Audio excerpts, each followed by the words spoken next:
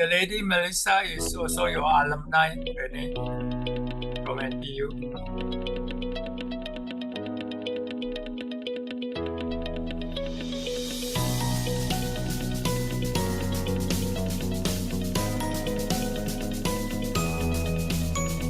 The top row, the third lady.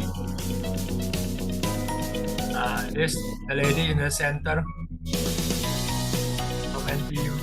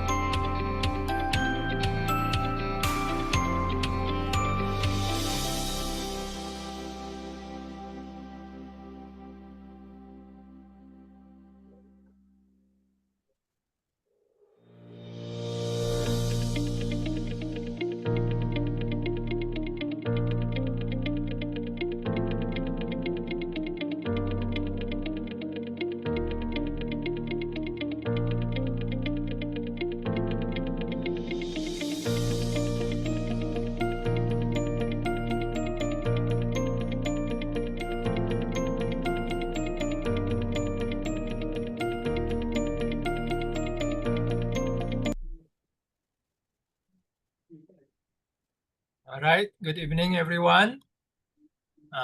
Let me introduce myself. My name is Rahmat Sugiono Halim. I'm the Executive Director of CFA Society Indonesia. Let me share my slides. Yeah, so today webinar is from cooperation with Bloomberg Intelligence. We have the speaker, Ms. Rena Kwok. Before we begin, let me read you some of our house rule. Please write your name as registered. Participant will be mute. We got Q&A later. You can, because this is a small group, you can unmute yourself later and speak directly, or you can type your questions in the Q&A in the chat. Let me introduce the speaker, Ms. Rena Kwok, CFA, credit analyst at Bloomberg Intelligence. She is a senior credit analyst for Bloomberg Intelligence, specializing in banks and non-banks in Asia. Prior to joining Bloomberg, Rene has acquired years of experience in the regulatory and frontline corporate lending aspects of credit under large local banks in Singapore, such as OCBC and UOB. She has knowledge in Basel risk, credit risk analysis. Her industry expertise span across bank, real estate, wholesale, and retail sector. She earned her bachelor degree in finance from NTU in Singapore. She is a CFA charter holder and has obtained certificate in ESG investing by CFA Institute. All right, Rene, the floor is yours. Go ahead. Thank you. Thank you, Rahmat. Hi, everyone. So allow me to share my screen.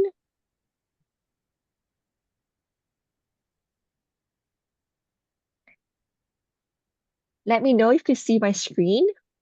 Yes. Perfect.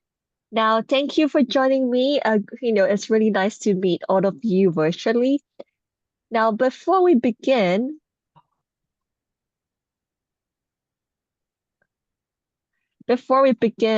let me just move this away.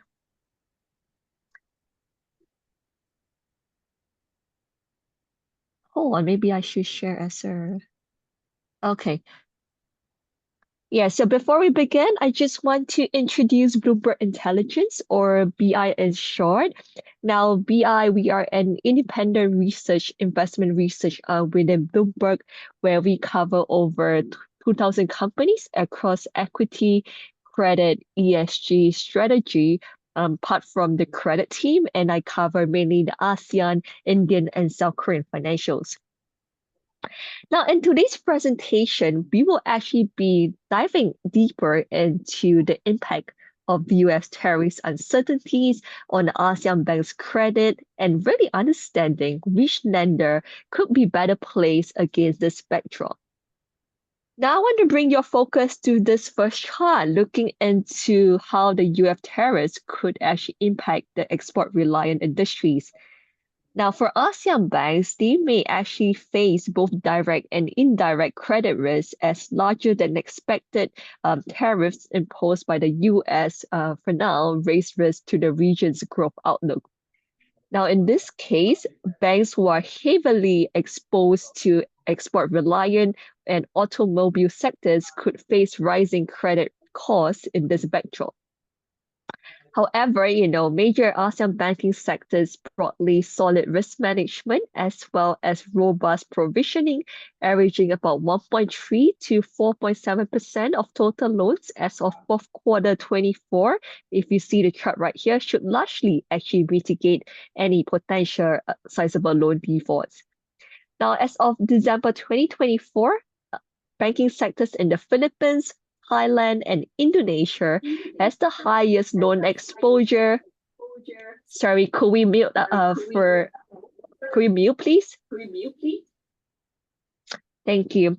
So let me repeat that as of December 2024, banking sectors in the Philippines, Thailand, and Indonesia has the highest loan exposure to export-reliant industries, proxied by the exposures to the manufacturing sector.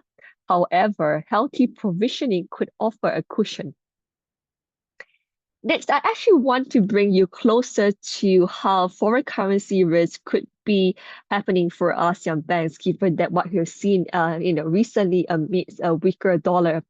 Now, for the major ASEAN banks, capital impairment risk from currency pressures linked to evolving tariff uncertainties could be contained, and that is because of their very modest share of unhedged foreign currency exposure to total capital. Now, if you see in our chart, the conservative, what we call net open foreign exchange position managed by the unhedged FX exposure versus the total capital of most banking sectors in the ASEAN region reflects the bank's relatively low risk appetite for any unhedged FX exposure. Now, this limits any substantial risk from large movements across various currency pairs. Now, over the years, we know that major ASEAN banks have actually improved their FX risk management as well as the currency hedging strategies. Now, based on the latest available figures that we have, major ASEAN banking sectors' foreign currency FX positions, net open positions are actually capped at 10%. And this is fairly low, given that, compared to some of the overseas peers, like for the Taiwanese insurer, which they have actually a huge unhedged FX position. And moving on, I'll bring your focus to asset quality.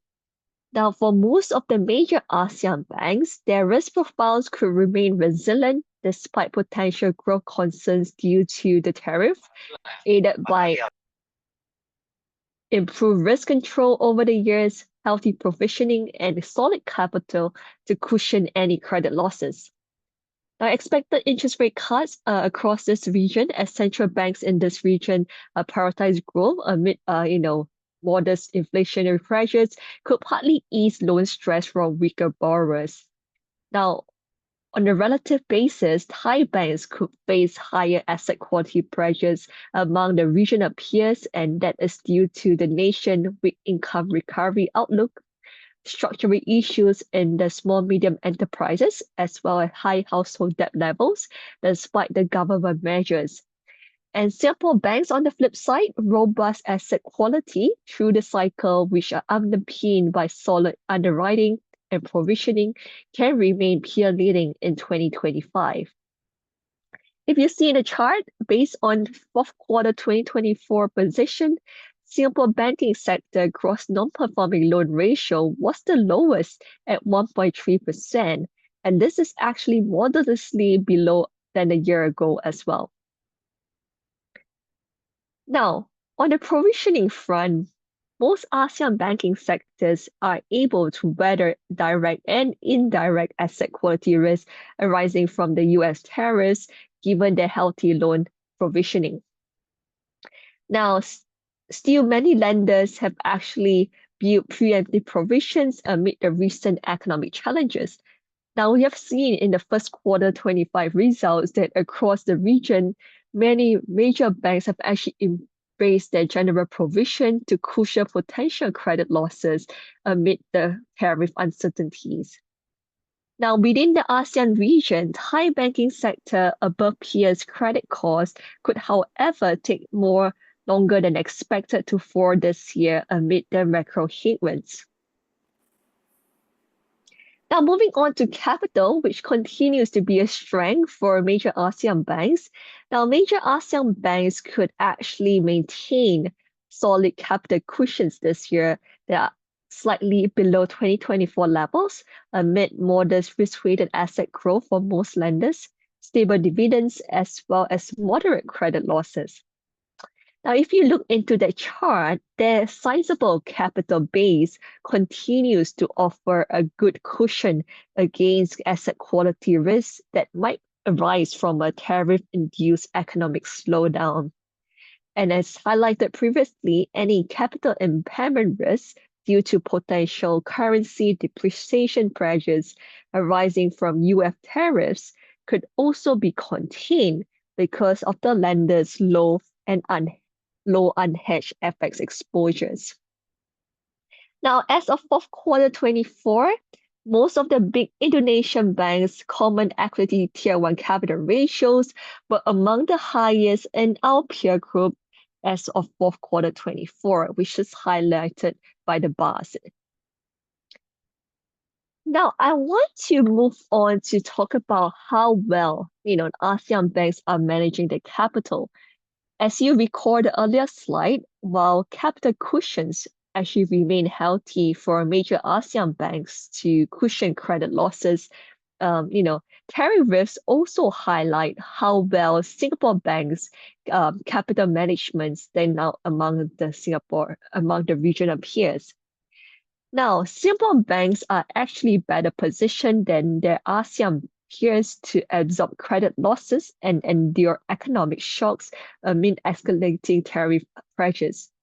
Now, the Singapore banks have significantly lower risk-weighted asset density, which is what we call RWA density seen in the chart right there, which as a complement to both capital and asset quality metrics can be a proxy for portfolio risk as it reflects a bank's risk appetite and potential vulnerability to financial stress. Now, how we calculate risk-weighted assets density is taking the exposure of total risk-weighted assets over the total assets of a bank.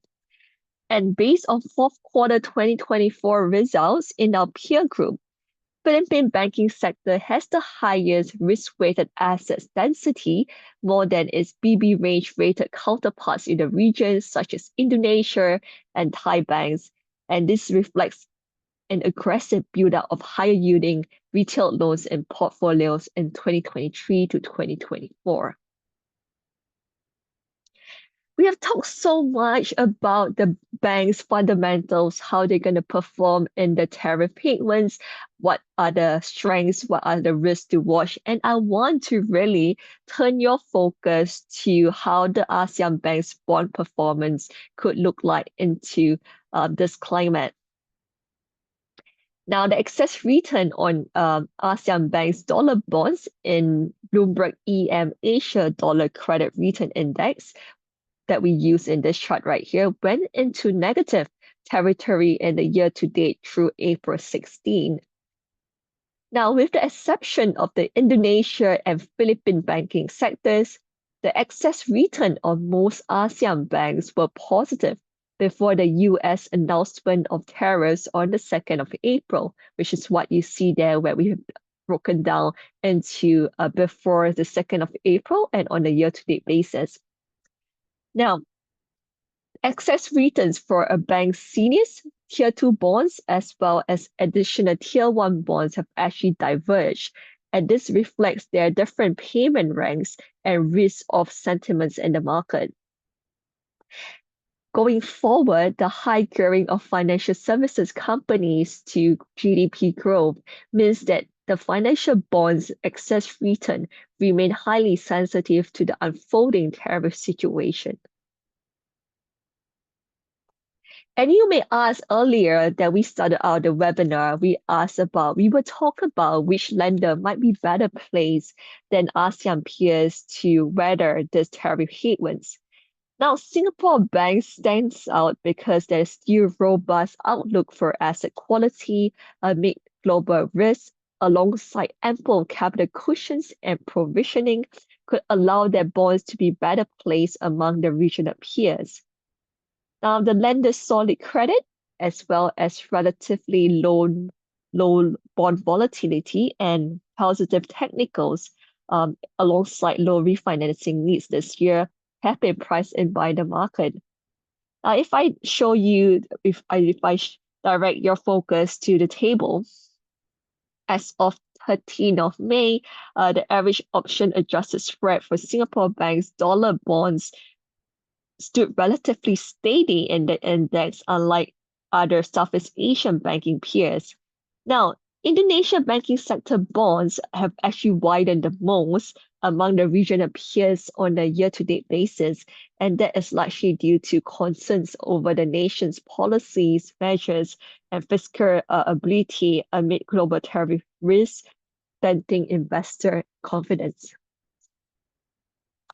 And when I want to move on to talk about additional Tier 1 bonds performance, which is usually keenly watched by investors. Now, in this chart right here, we have ASEAN Bank's dollar additional Tier 1 bonds with more than 1 year to workout date. Now, among all these peers, PT Bank Negara Indonesia, dollar 81 have prices have actually fallen the most, up to 3 percentage points. Now, the drop reflects its longer duration with the first call date in 2027, as well as the relatively low reset spreads. Now, however, that being said, PT Bank Negara Indonesia remains well capitalized with a Tier 1 capital ratio of at least 20% as of fourth quarter 24. And I'm going to talk about non-core risks since we are looking into additional Tier 1 bonds. Now, among the ASEAN banks, we have a total of 3 additional Tier 1 bonds, which will be callable in 2025 for a total amount of about 1.6 billion in US dollars, making it a very manageable core year. Now, the calls will mostly happen in third quarter, and most of these AT1s that are callable this year are actually from major Thai banks with good capital cushions, as well as the mid-sized Philippine bank, Rizal Commercial Bank. Now, specifically, Rizal Commercial Bank capital base has been falling after the sale of its stake to SMBC. And this is because its aggressive lending in retail loans have actually outpaced capital build-up. So its capital cushion has been eroding ever since. However, Rizal Commercial Bank Common Equity Tier 1 ratio, the core capital ratio, is still at least 5 percentage points above the minimum regulatory threshold. Now, the reset spreads for all these lenders' $80 currently exceed their coupon rates, providing an incentive to core. Now, our table gives you a very good insights as to how we assess the non-core risk as well. So you could see, as I mentioned, the current reset spreads, which is what we have indicated reset spreads. At first call date, they are currently exceeding the coupon rates, which actually provide an incentive to core. And with that, I actually conclude my presentation today, and I'm happy to take questions. So before we do that, feel free to really reach out to me after today's webinar if you have any questions on ASEAN, Indian, and South Korean financial credits. And you can actually email me with my email contact here if you wish to be added to my research distribution list for timely updates on Asian financials. And you can also subscribe to my bio at Rena Kwok Go on the Bloomberg terminal for research updates on the Asian financials. And with that, I'll hand over back to Rahmat and take any questions, if any. Thank you, Rena. Please unmute yourself if you have any question. If you are shy, you can type it in your chat.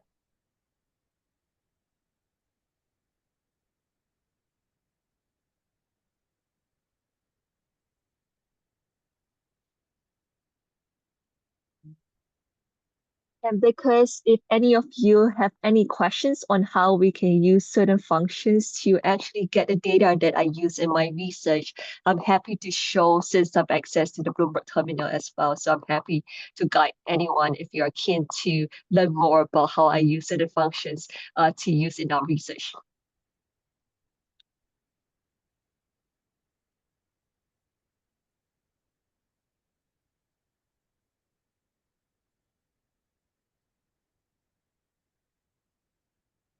Any question, anyone?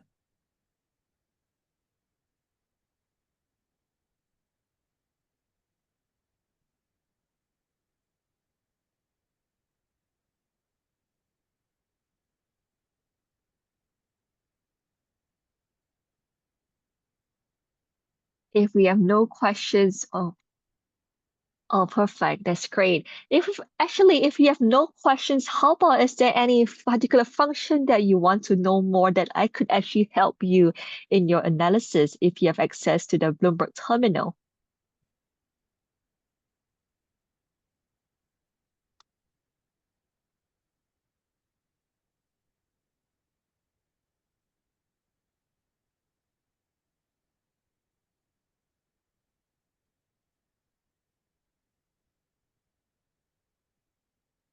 So I understand we have a question. We have a couple of questions, so keep them coming in. I think one question is on, do you have insights on multi-finance or other credit sectors beside banks in ASEAN?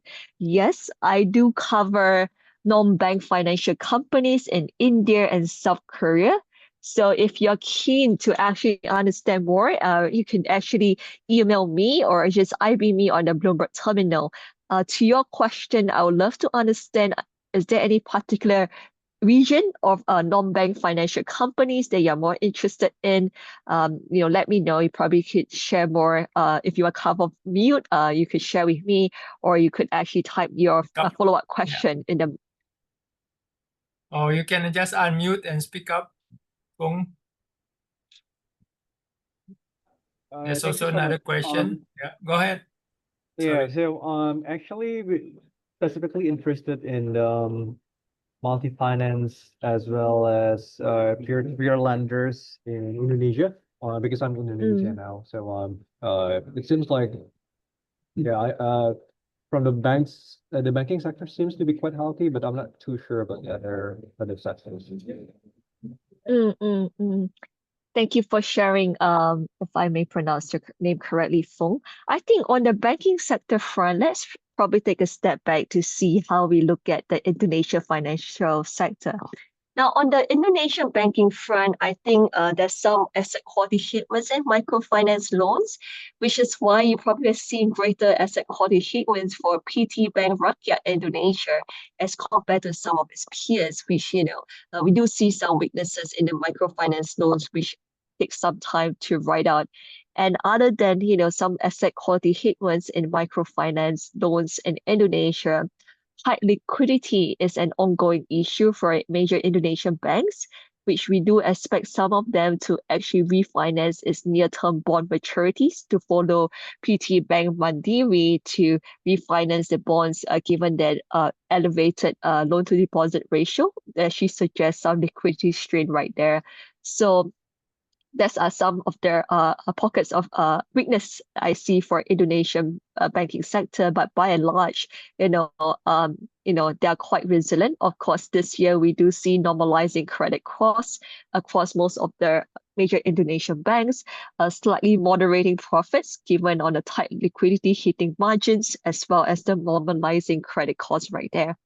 And on the offshore perspective, I can just share with you why the Indonesian bank bonds widened the most among the ASEAN bank peers. That is largely because how investors view government fiscal policies, which actually raises questions about the fiscal debt ability going forward. So that actually caused a sell-off quite recently as well.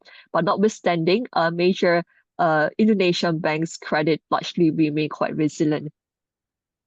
I hope that addresses your question, Fong. Yep, thank you so much for the clarity. Perfect, thank you. And I'll move on. There's another question on what's your take on Indonesian bank, which got the highest CET1 among ASEAN banks during the high interest rate environment these days. Now, I love this question, Ag. I hope I pronounced your name correctly because capital management is my favorite topic because I used to be in banks and I was a banker as well. Now, as we look into capital management, we look into the quality of the capital as well as the sizable cushions of the capital. So you are right that most of the major Indonesian banks, minusing PT Bank Tabungan, despite being a state-owned bank, its capital cushions are much weaker than its peers. But most of the major Indonesian banks' capitals are pretty high. That actually shows that they are very well capitalized. However, they are not well capital optimized. And I can share with you what's the difference. If you look into any of the major Indonesian bank, other than PT Bank Negara Indonesia, PT Bank Mandiri, PT Bank Rakyat, PT Bank BBCA, Bank Central Asia, they do not have any outstanding additional Tier 1 bonds or Tier 2 bonds. That means actually their capital structure is very costly and they are not well optimized. So yes, on one hand, they are capital rich, yet they are not well capital optimized. as compared to some of the ASEAN banks where they've actually well optimized their capital ratios with tier 2 bonds as well as additional tier 1 bonds. Now, just to give you a perspective, based on Basel rules, optimal additional tier 1 capital ratio is kept at 1.5% of risk-weighted assets and tier 2 ratio at 2% of risk-weighted assets. And other than PT Bank Negara Indonesia, most Indonesian banks do not actually even have any outstanding capital debt. So there are more room to optimize capital so that they can actually substitute some of this costly capital to return more to shareholders, in my opinion.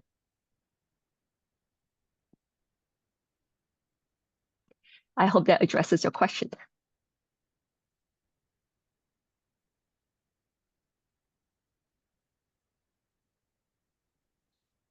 Any other question?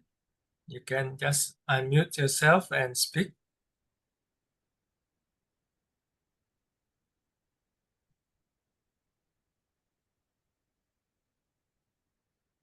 Thank you.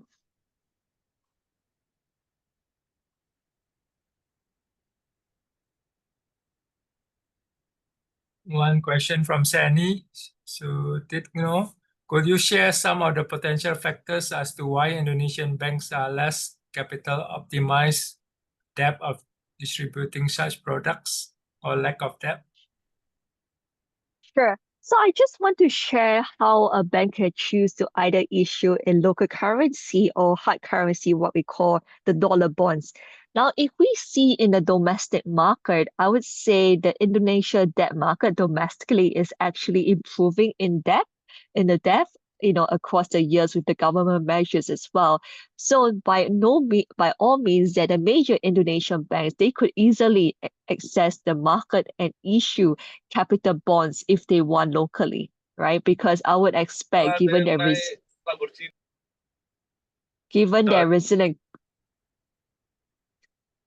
resilient credit, I think their demand for capital securities from these banks would be quite healthy.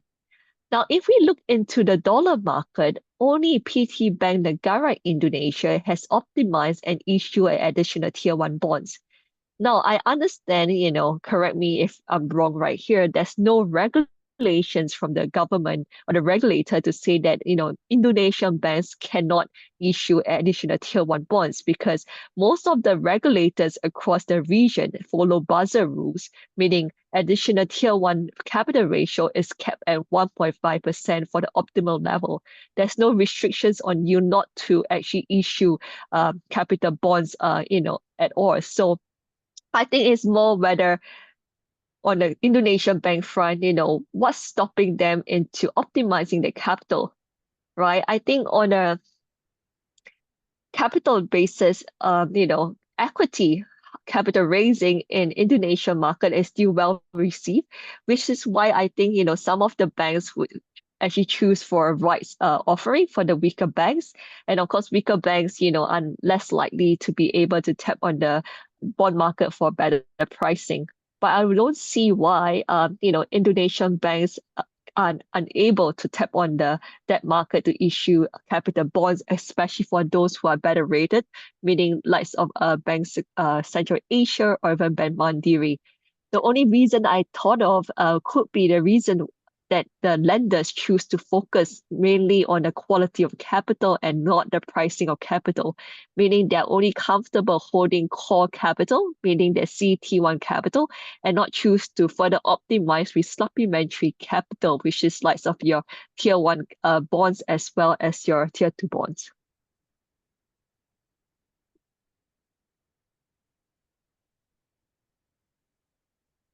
And I just want to add, because for major of the Indonesian banks, their healthy profitability, which could actually absorb modest risk-weighted asset growth, that continue to underpin their strong capital cushions, which is why they see lesser need to even optimize the capital structure since they continue to be capital rich.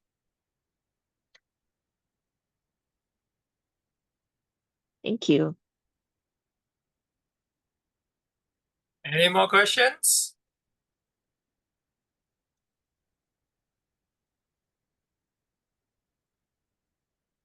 Are you familiar with Bloomberg Indonesia, Rene? Rena? So, yes, yes, The public can get training on how to use the Bloomberg terminal, right? yes, yes. I can help to arrange that. Happy to. So, okay, folks, if you're interested in learning, I think Bloomberg Yes, is still at Deutsche Bank building. You can ask, yes. uh, Please, write to Rene and ask her to sign up for you the classes. I think it take yes, about 1 week to learn the Bloomberg terminal. yes, happy to. I probably will state my email in the chat again, and feel free to email me if you wish to be added to my distribution list or if you wish to really attend Bloomberg's training. And since we are on Bloomberg, I just want to highlight a new function that will be very useful to all of you looking into fundamentals as well as bond performance. So if there's no objection from anyone, I would really love to share this function because it actually will help you in your workflow into understanding any companies that you want to know more, because this is our new credit function on the terminal. Go ahead, Rena. Perfect. Let me just load my screen. Bear with me, give me a moment. As I continue to talk, because like I mentioned, capital management is really my pet topic since I used to be a banker. Now, some thought questions why banks would choose to either issue additional tier 1 bonds or a tier 2 bonds. Now, for a bank where their earnings couldn't keep up with the risk-weighted asset consumption, they might choose to issue an additional tier 1 bond as a growing concern capital. For banks with falling total capital ratios as well as very rapid risk-weighted asset growth, they might choose to issue a tier 2 bonds. But of course, the considerations of the non-core risk, the pricing of an additional tier 1 bonds vis-a-vis tier 2 bonds, that needs to be considered. By and large, as we look into the capital structure of a bank, these are some of the key considerations as well. Now, my Bloomberg terminal is ready, so I'm going to share it with you. So let me just know if you see my screen.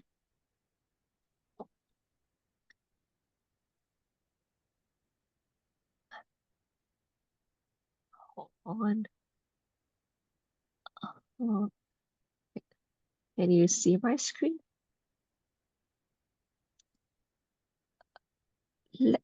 Let me know if you see my screen. Not yet, it's still loading. Sure. Yeah, now it's okay. Okay, perfect. So I want to show you what we call CRAN function, CRAN, and you type go. Now, why this function is so amazing, and I'll show you why. Now, let's probably take a look at, well, it's loading, give it some time.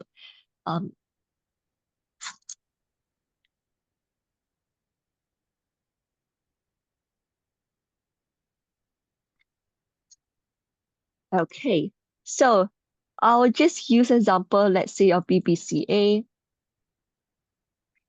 So you could actually firstly load any tickers that you want by typing into this orange column, and it will actually load the fundamentals for you based on the issuer you're looking at.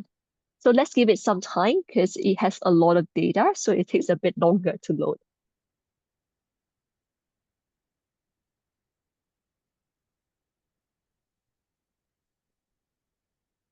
Perfect. So I just want to walk you through, firstly, when you load any ticker, what's amazing about this tab, it tells you the fundamentals, all that you need to know about this issuer. Assuming you are looking into Bank Central Asia, you get to see what's the historical data comparison for Bank Central Asia peers for net interest margin. Now you can change the measure if you want to, based on any measures you want here. And when you scroll down, what's actually useful right here, based on BBCA's credit rating, which is BBB, how does it compare to similar rated peers as well as peers that are better rated or worse rated than this? This gives you a good perspective to see how the issuer is performing. A quick snapshot across the fundamentals to understand the profitability, liquidity, asset quality to capital. Now we move on to talk about credit outlook. What's interesting right here, this gives you among BBCA peers. If you don't like the peers that we have set up for you, you could actually edit your peers that you want to, right? And you get to see based on each metric, who's the worst and who's the outperformer. And we not just give you what we see for the 2025 estimated figures, we have for you 2026 figures as well. So it gives you a slightly longer horizon to understand the bank's fundamentals. Now, the first two tabs are mainly on the fundamentals, and the last two tabs are mainly on valuation. So if I go to this tab, what we call the credit default risk, while it's loading, you get to see, where does Bank Central Asia, probability of default compares. And it could also see who are the outliers. Now, what's good about this? Because not many companies in Asia, in Indonesia, has actively traded CDS. And this gives you a perspective to see what is really the default risk of the company that you're looking at. And lastly, this is for all of you who are planning to look into the bond performance of any company that you want to look at. And in this case, for Bank Central Asia, you get to see how it compares to its peers, as well as because it only works for companies with bonds. So probably let's take Singapore banks, DBS, and you get to see how the bank's issuer curve versus a universe curve. So while this is loading, give it some time.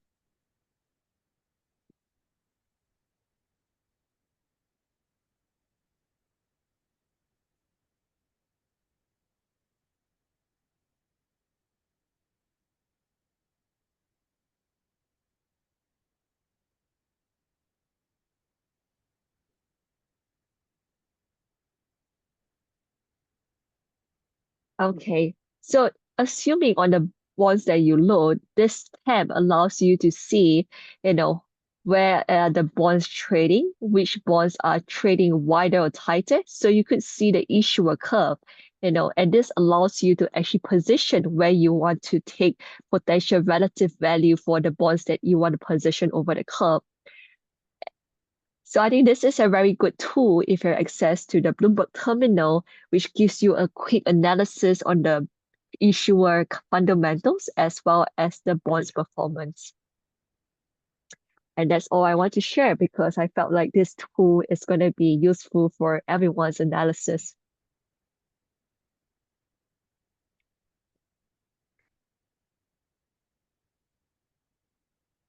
All right, we can open to other question. Anyone?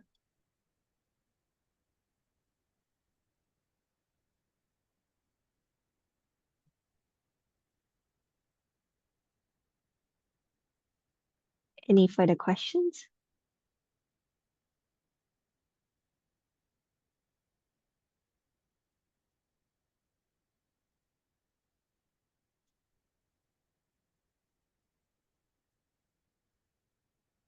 All right, Rena.